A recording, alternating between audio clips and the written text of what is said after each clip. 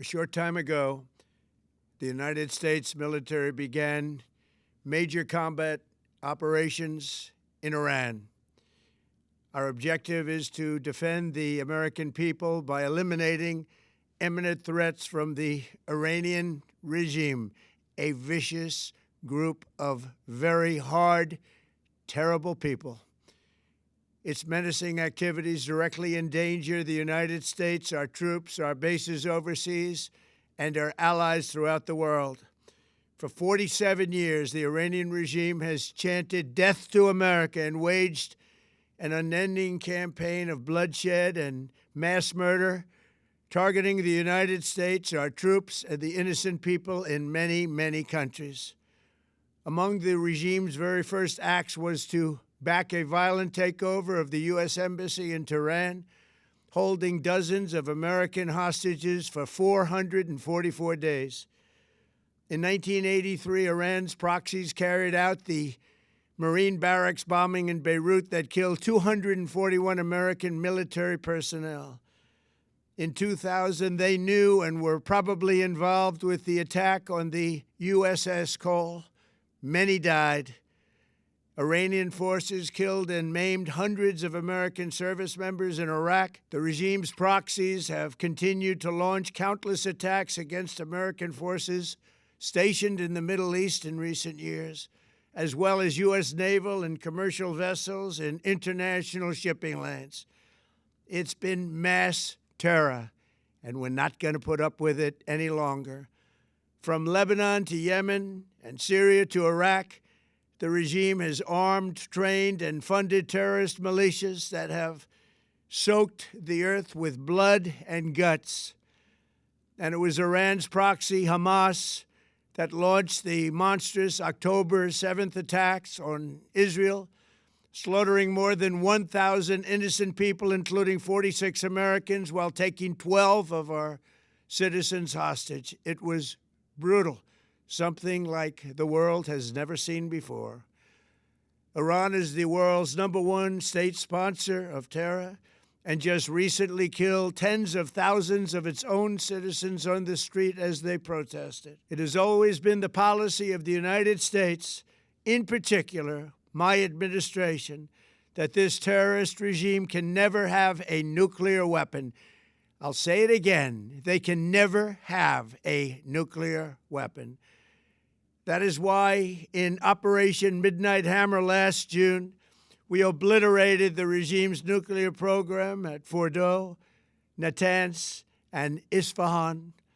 After that attack, we warned them never to resume their malicious pursuit of nuclear weapons, and we sought repeatedly to make a deal. We tried. They wanted to do it. They didn't want to do it. Again, they wanted to do it. They didn't want to do it. They didn't know what was happening. They just wanted to practice evil.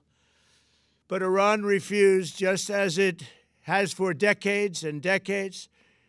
They've rejected every opportunity to renounce their nuclear ambitions, and we can't take it anymore. Instead, they attempted to rebuild their nuclear program and to continue developing long-range missiles that can now threaten our very good friends and allies in Europe, our troops stationed overseas, and could soon reach the American homeland. Just imagine how emboldened this regime would be if they ever had and actually were armed with nuclear weapons as a means to deliver their message. For these reasons, the United States military is undertaking a massive and ongoing operation to prevent this very wicked, radical dictatorship from threatening America and our core national security interests. We are going to destroy their missiles and raise their missile industry to the ground. It will be totally, again, obliterated. We're going to annihilate their Navy. We're going to ensure that the region's terrorist proxies can no longer destabilize the region or the world and attack our forces and no longer use their IEDs or roadside bombs, as they are sometimes called, to so gravely wound and kill thousands and thousands of people, including many Americans. and we will ensure that Iran does not obtain a nuclear weapon.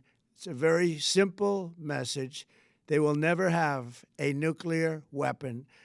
This regime will soon learn that no one should challenge the strength and might of the United States Armed Forces. I built and rebuilt our military in my first administration, and there is no military on earth even close to its power, strength, or sophistication. My administration has taken every possible step to minimize the risk to U.S. personnel in the region. Even so, and I do not make this statement lightly, the Iranian regime seeks to kill. The lives of courageous American heroes may be lost, and we may have casualties. That often happens in war. But we're doing this not for now. We're doing this for the future, and it is a noble mission. We pray for every service member as they selflessly risk their lives to ensure that Americans and our children will never be threatened by a nuclear-armed Iran. We ask God to protect all of our heroes in harm's way, and we trust that, with His help, the men and women of the armed forces will prevail. We have the greatest in the world, and they will prevail. To the members of the Islamic Revolutionary Guard, the armed forces, and all of the police, I say tonight that you must lay down your weapons and have complete immunity, or, in the alternative, face certain death. So, lay down your arms. You will be treated fairly with total immunity, or you will face certain death.